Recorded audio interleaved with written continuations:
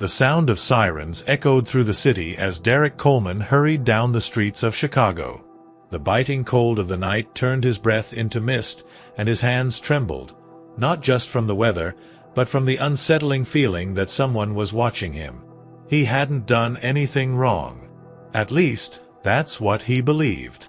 Then, red and blue lights flashed against the glass storefronts around him. The sharp screech of brakes sent his heart racing.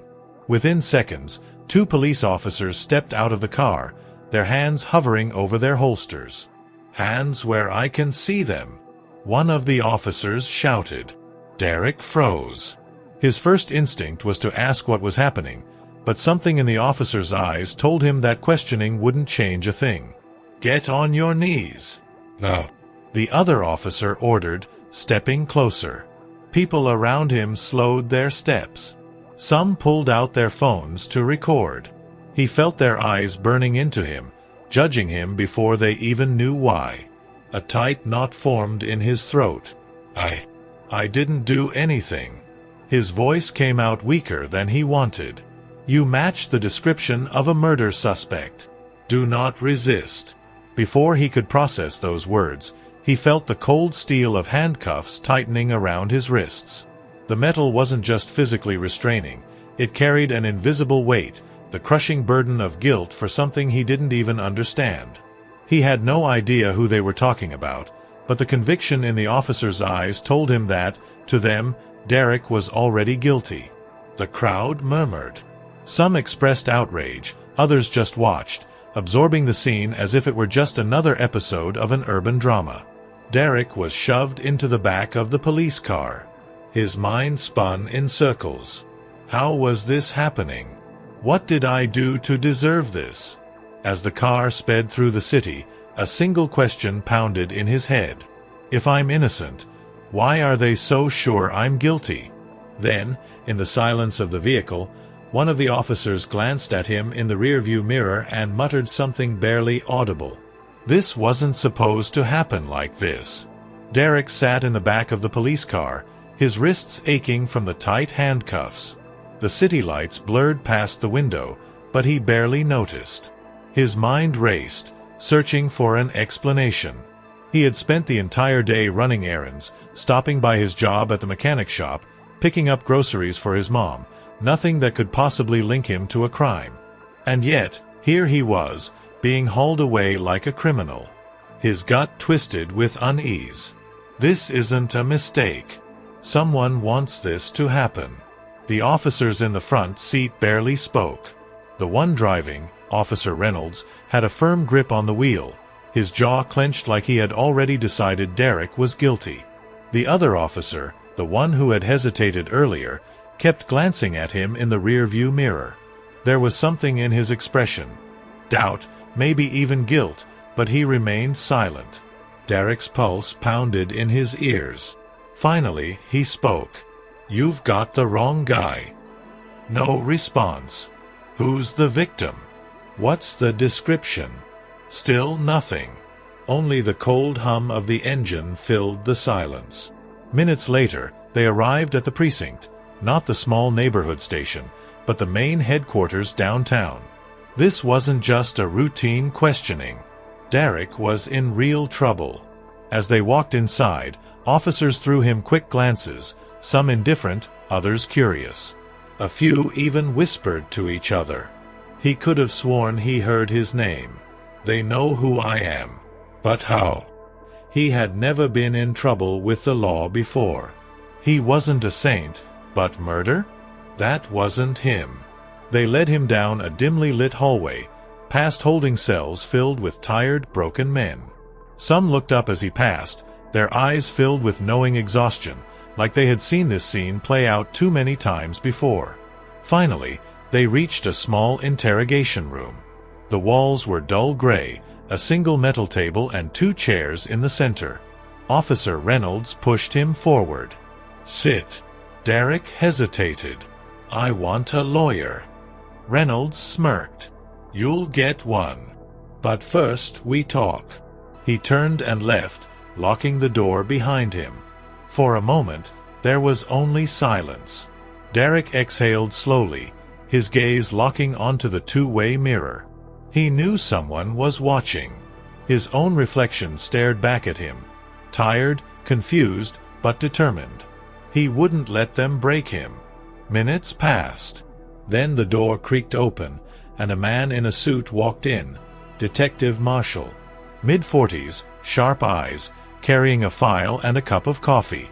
He sat down across from Derek, slowly placing the file on the table. He studied Derek for a long moment before finally speaking. "You already know why you're here, don't you?" Derek kept his expression neutral, but his mind was spinning. "How the hell am I supposed to know why I'm here?" He met Detective Marshall's gaze and forced his voice to stay steady. "No, I don't. Why don't you tell me?" The detective studied him for a moment, then let out a slow sigh as he flipped open the file. He pulled out a photograph and slid it across the table. Derek hesitated before looking down, and when he did, his breath caught in his throat. The man in the photo lay sprawled on a cracked sidewalk, a pool of blood beneath him.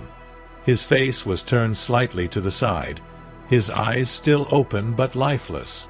Derek's stomach twisted because he wasn't just looking at a dead body. He was looking at himself. The resemblance was uncanny. Same jawline, same build, same damn face. His fingers tensed as he gripped the edges of the photo. "What is this?" His voice was barely a whisper. Marshall leaned forward. "That man was shot 2 blocks from your apartment 3 hours ago. Witnesses say they saw you running from the scene." Derek's head snapped up. "That's impossible. I wasn't there." But even as he said it, doubt crept into his mind. He had been home all night, but no one could prove that. No cameras, no alibi. And if someone who looked exactly like him was dead in the streets, what did that mean? Was this some kind of setup? A twin he never knew about? None of it made sense. The detective folded his arms. "You expect me to believe this is just a coincidence? You have no priors, no motive, but your face is all over this crime." Derek exhaled sharply, his frustration growing. "I don't know what's going on, but that's not me." Marshall watched him carefully, as if trying to catch a crack in his story. But Derek wasn't lying. He was just as confused as the detective. Maybe even more. The door opened, and Officer Reynolds stepped in, dropping a plastic evidence bag on the table. Inside was a wallet, Derek's wallet. His heart stopped. He reached instinctively for his back pocket, but it was empty. "Where did you get that?" Reynolds smirked. "Found it near the body." A cold chill ran through Derek's veins. His wallet had been in his apartment all day. Someone had taken it, planted it. Who the hell was doing this to him? Marshall tapped his fingers against the table. "If you have an explanation, now's the time to give it." Derek opened his mouth, but no words came. He had nothing. No proof, no alibi, just a corpse that wore his face and evidence that said he was guilty. His life was unraveling in real time, and for the first time, true fear gripped him. If he didn't figure this out fast, he wasn't going to walk out of this room a free man. Derek's hands clenched into fists under the table, his breath shallow. His wallet, near the body.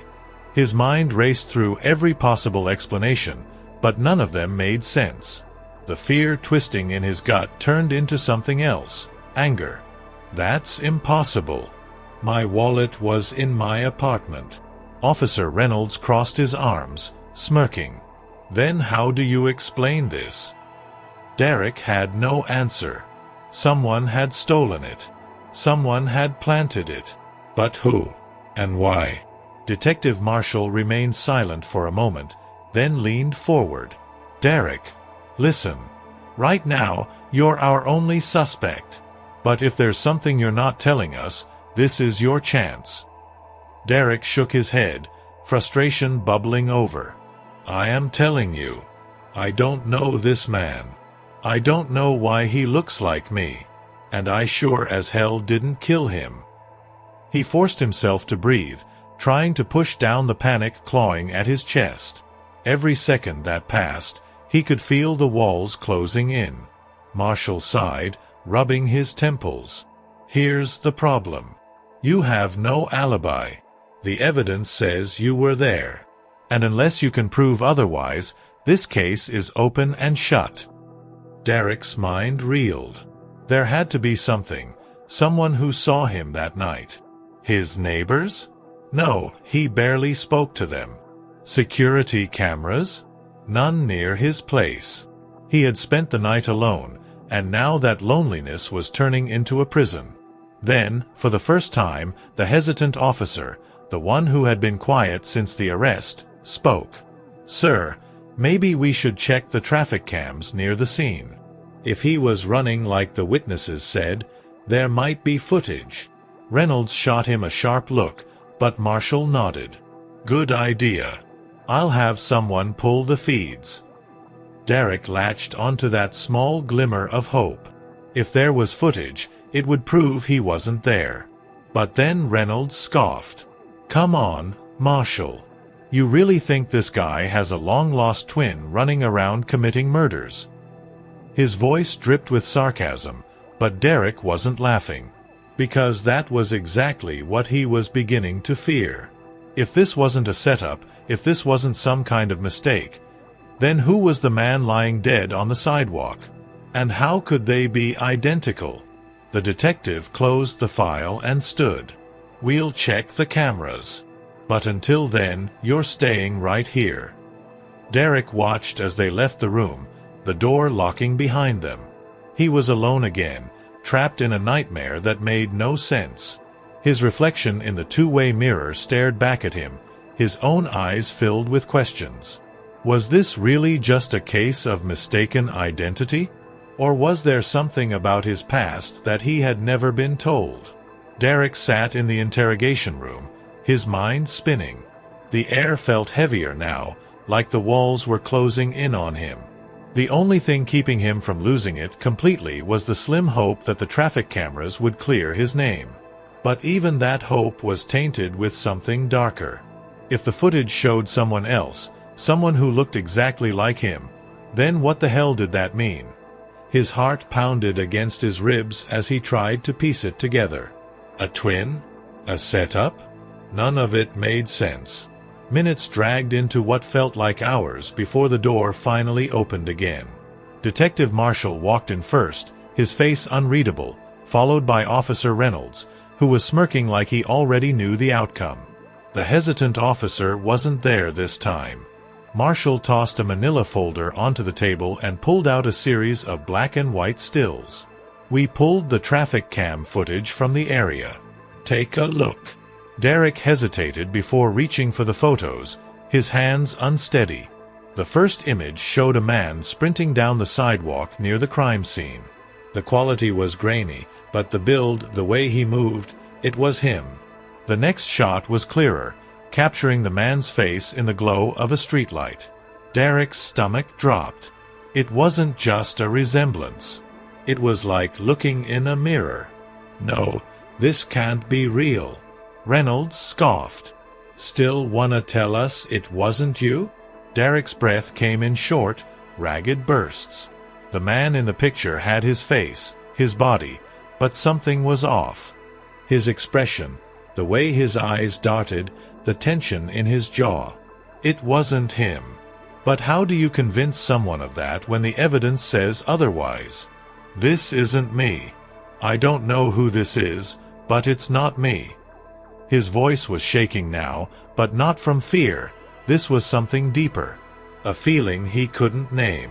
Marshall studied Derek carefully, then flipped over one last photo. This one was different. It wasn't from the traffic cameras. It was a surveillance shot from a nearby alleyway, just minutes before the murder. The figure in the image was standing still, his face partially shadowed. But even in the dim light, Derek saw it. A scar, faint, running from the stranger's eyebrow down to his cheekbone. Derek ran a trembling hand over his own face, feeling smooth skin where the scar should have been. Silence filled the room. Marshall leaned in, his voice lower now. "So tell me, Derek, do you have a twin you never mentioned? Or is there something else we should know?" Derek's throat was dry, his pulse hammering in his ears. He had no twin, no lost brother.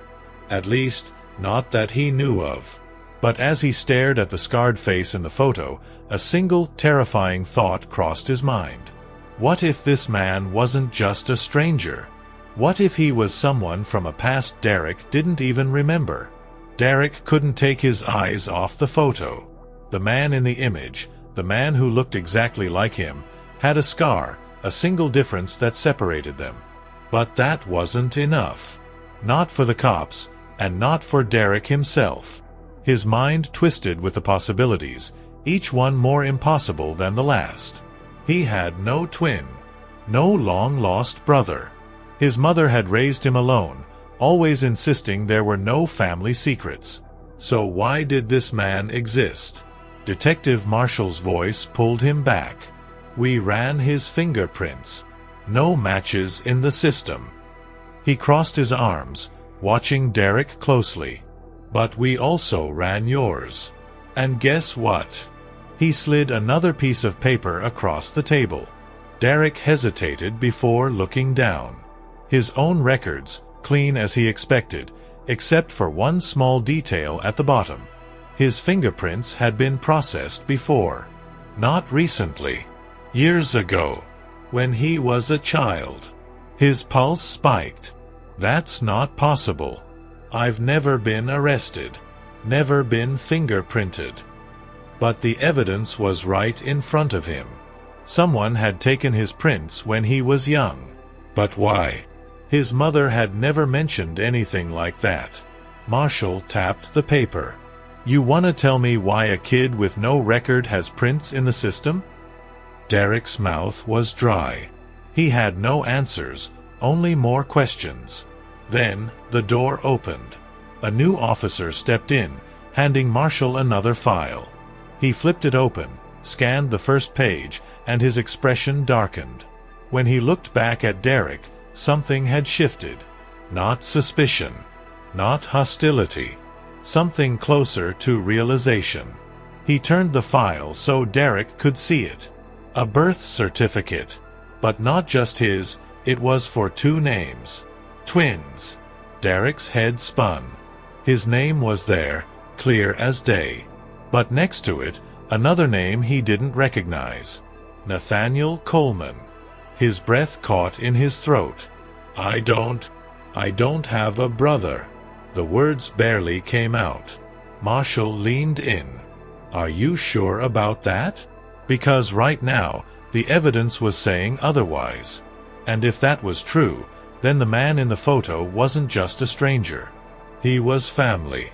Derek's whole body tensed. His mother had never mentioned a brother. Never. He had no childhood memories of one, no stories, nothing. Why would she hide something like this?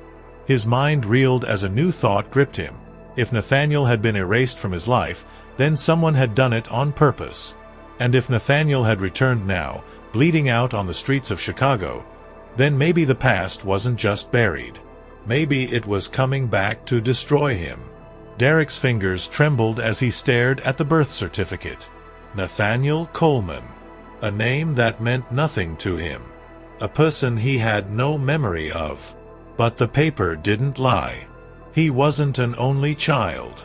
He had a brother, had being the key word, because if the police were right, Nathaniel was now lying dead in the morgue, mistaken for him. Why would his mother keep this from him? What else had she hidden? Detective Marshall leaned against the table, watching him carefully. "You're telling me you didn't know you had a twin?" His voice was measured, almost as if he was starting to believe Derek. Derek shook his head, his voice barely above a whisper. "No, my mom never told me. She always said it was just me and her." He swallowed hard, the weight of the revelation pressing down on him. Had she lied to protect him? Or was the truth even worse than he imagined? Officer Reynolds scoffed. Convenient. But Marshall shot him a look before turning back to Derek. There's only one way to get answers. He slid a phone across the table. Call her. Derek hesitated. He wasn't ready for this conversation, but did he have a choice? His mother had always been his rock, the one person he could trust. But now, doubt crept into his mind. If she had lied about this, what else was she hiding? His fingers felt numb as he dialed. The phone rang once. Twice. Then, on the third ring, she answered. Derek. Her voice was warm, familiar, but as soon as she spoke, he heard it. A slight tremor. Like she already knew why he was calling. His throat tightened. Mom. I need you to tell me the truth. Silence stretched between them. Then, in a voice so soft he almost didn't hear it, she whispered, Oh God! It's happening. Derek's stomach dropped. What's happening? But she didn't answer his question. Instead, her voice turned urgent. Listen to me, baby. You need to get out of there. Now. His pulse pounded in his ears. What? Mom, But before he could finish, the line went dead. The silence that followed was deafening. He slowly lowered the phone, his hands cold, his mind spinning. He looked up at Marshall, his voice shaking. She knows something. Marshall exhaled, rubbing his chin. Yeah, and whatever it is, she doesn't want you here when we find out. The detective straightened, glancing toward the mirrored glass. Which means we're running out of time. Derek didn't know what terrified him more, the fact that his mother had been lying to him his entire life, or the fact that she now feared for his. Derek's grip tightened around the phone, his mother's final words rattling in his skull. You need to get out of there. Now. She knew something. Something big enough to make her panic, big enough to make her warn him before cutting the call. The air in the interrogation room felt heavier, pressing down on him like a weight he couldn't shake. He looked up at Detective Marshall, his throat dry. I need to see her. Marshall exhaled, rubbing his temple as if weighing his options. That's not happening, Derek. Not until we figure out exactly what we're dealing with.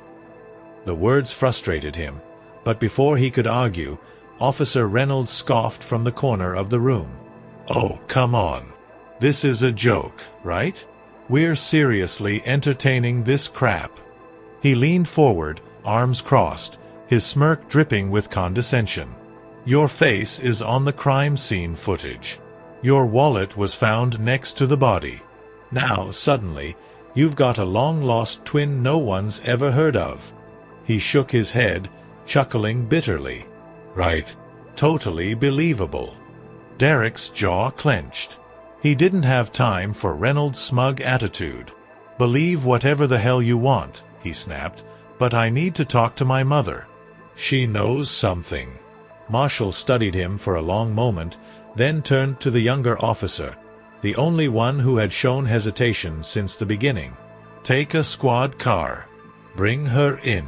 Derek's stomach twisted. He wanted answers, but not like this. Not with cops knocking on her door, treating her like a suspect. But before he could protest, the entire building shook with a deafening bang. A second explosion followed immediately. Shouts erupted in the hallway. The sudden surge of chaos sent every nerve in Derek's body into overdrive. The officers in the room snapped into action. Reynolds grabbed his radio, his face darkening. What the hell was that? Static. Then a garbled, frantic voice cut through. Shots fired. Lobby. Request backup. Derek's pulse pounded in his ears. Someone was shooting up the precinct. He had been in custody long enough to know that shootings at a police station weren't random. This wasn't some desperate criminal making a last stand. This was targeted. His mind raced. Was this about Nathaniel? About him? Was this why his mother had warned him to run? Marshall and Reynolds exchanged tense glances before Marshall turned back to Derek. "Stay here."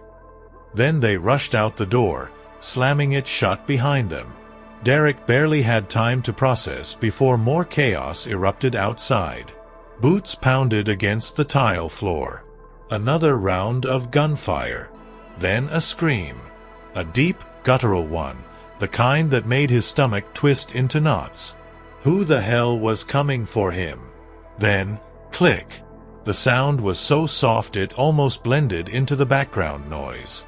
But Derek heard it. The handle of the interrogation room door was turning. His breath caught in his throat, every muscle in his body going rigid. Marshall and Reynolds wouldn't be back this fast. His fingers curled into fists. He braced himself. The door creaked open, slow and deliberate. And then, a figure stepped inside. Derek's lungs locked. His heart pounded so violently it hurt. He blinked, but the sight in front of him didn't change. He wasn't hallucinating. He wasn't imagining things. Standing just a few feet away, in the middle of the dimly lit room, was a man with the same height, the same build, the same damn face, except for the scar. Nathaniel. Derek's body went cold. He couldn't move, couldn't breathe. The man standing in front of him, Nathaniel, wasn't a ghost, wasn't a trick of his mind. He was real, alive, and staring back at him with the same wide-eyed intensity. The resemblance was haunting, but it wasn't just the identical features that sent chills down Derek's spine. It was the look in Nathaniel's eyes, calm, calculating, like he had expected this moment, like he had planned it. Nathaniel took a step forward, closing the door behind him. The muffled chaos outside, the gunshots, the shouting, felt distant now, like white noise. Derek swallowed hard, his mind racing. "You're supposed to be dead." His voice came out hoarse, barely above a whisper. Nathaniel tilted his head slightly, a smirk playing at the corner of his lips. "Funny. I was about to say the same thing about you." Derek's pulse pounded. "Who the hell are you?" Nathaniel exhaled slowly, almost amused. "I could ask you the same question. But I think we both know the answer now, don't we?" He tapped the side of his head. "You feel it, don't you? That little voice in the back of your mind telling you this isn't just some weird coincidence." Derek wanted to argue, to tell him he was wrong, but deep down, he did feel it. A strange, unshakable sense of familiarity. Nathaniel took another step closer, lowering his voice. "They lied to us, Derek. Our whole damn lives." His jaw tightened. "They separated us. Wiped me from your memory. Made you think you were alone in the world." Derek shook his head, the room spinning. "That's not possible. My mother would never." But even as he said it, doubt crept in. His mother's panicked voice echoed in his mind. "It's happening." What had she been so afraid of? Had she known this was coming? Nathaniel's expression darkened. "She knew. And she kept you in the dark for a reason." He pulled something from his jacket pocket and tossed it onto the table. A faded, crumpled photo. Derek hesitated before looking down. His breath caught in his throat. It was an old picture. Two toddlers, barely 2 years old, sitting side by side, identical except for a tiny scratch on one boy's cheek. A scar. His hands trembled as he realized what he was seeing. This wasn't just proof. This was the truth. Derek looked up, his chest tight. Why now? Why come back after all these years? Nathaniel leaned in, his voice razor-sharp. "Because someone tried to erase me. And now I'm erasing them." Before Derek could respond, the door burst open. Gunshots rang out. Nathaniel moved first, knocking the table over for cover. Derek barely had time to react before the room filled with shouting officers. The moment for answers was gone. Now, It was about survival. The room exploded into chaos. Gunfire ripped through the air, deafening and relentless. Derek hit the floor as the overturned table became his only shield. His mind barely processed what was happening. 1 second, he was staring into the face of a brother he never knew existed, and the next, bullets were flying, officers shouting, and Nathaniel pulling him down like they were in this together. Nathaniel's voice cut through the noise. "We need to move. Now." Derek's pulse pounded, but he didn't hesitate. His body acted before his mind could catch up, following Nathaniel as he crawled toward the back of the room. The air was thick with smoke and dust from shattered plaster. Somewhere in the chaos, Detective Marshall was shouting orders, demanding a ceasefire, but no one was listening. Who the hell were they even shooting at? Nathaniel reached the door first, pressing his back against the wall. He turned to Derek, his face deadly serious. "If you stay, they'll bury you just like they tried to bury me." Derek's heart clenched. Everything in him screamed to demand more answers, to force Nathaniel to explain. But deep down, he knew, the truth didn't matter if he didn't make it out of this room alive. The moment he was arrested, this had stopped being about justice. Someone wanted him gone. With a deep breath, he nodded. "Let's go." Nathaniel didn't waste another second. He kicked the door open, and they sprinted into the hallway. The station was in complete disarray. Officers ducking for cover, alarms blaring, shadows moving in every direction. But Nathaniel knew exactly where to go. Derek followed him through a side corridor, heart pounding, until they burst through a back exit into the freezing night air. A black SUV was already waiting, engine running. Nathaniel yanked the passenger door open and shoved Derek inside before climbing in himself. Tires screeched against the pavement as the vehicle sped off into the city. Derek's breath was ragged, his mind still struggling to process everything. He turned to Nathaniel, whose face was illuminated by the dim streetlights. "Tell me everything." Nathaniel exhaled, staring straight ahead. "I will. But first, we need to disappear." As the city lights blurred around them, Derek realized there was no going back. His old life, his old identity, was gone. He wasn't just running from the police. He was running from a past he never knew existed. And the only person who could help him survive it was the brother he had just met.